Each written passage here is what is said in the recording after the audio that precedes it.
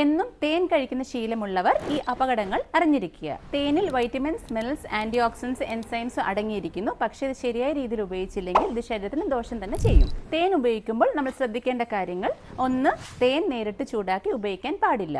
40 degree സെൽഷ്യസിന് മുകളിൽ ചൂടാക്കുമ്പോൾ enzymes നശിക്കുകയും പോഷകഗുണം കുറയുകയും ചെയ്യുന്നു. അതേപോലെ HMF അഥവാ ഹൈഡ്രോക്സി മിഥൈൽ ഫെർഫെറൽ എന്നൊരു രാസമാറ്റത്തിന് കാരണമാവുകയും ചെയ്യുന്നു. ഇത് ടോക്സിസിറ്റി കൂട്ടി ലിവറിനെ, നെർവസ് സിസ്റ്റത്തിനെ എഫക്റ്റ് ചെയ്യുന്നു. അതേപോലെ തന്നെ വളരെ ചൂടുള്ള ഭക്ഷണത്തിൽ ഇത് മിക്സ് ചെയ്ത് കഴിക്കാൻ പാടുള്ളതല്ല. 2. തേനും നെയ്യും തുല്യ അളവിൽ ഉപയോഗിക്കാൻ പാടില്ല.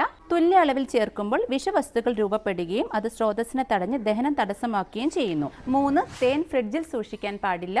തണുത്ത ടെമ്പറേച്ചറിൽ തേൻ ക്രിസ്റ്റലൈസേഷൻ സംഭവിക്കുന്നു. ഇത് തേനിനെ കട്ടിയുള്ളതും തരി രൂപത്തിലും ആക്കുന്നു. ഇതുകൊണ്ട് തന്നെ ഇതിന്റെ സ്വാഭാവിക രുചിയും ഗുണവും കുറയുന്നു. അമിതമായ തേൻ ഒരു ദിവസം കഴിക്കുന്നത് നല്ലതല്ല. ഇതിന്റെ അളവ് മുതിർന്നവർക്ക് ഒരു ദിവസം 15 ml, ഒരു വയസ്സിന് മുകളിലുള്ള കുട്ടികൾക്ക് 5 ml ആണ്.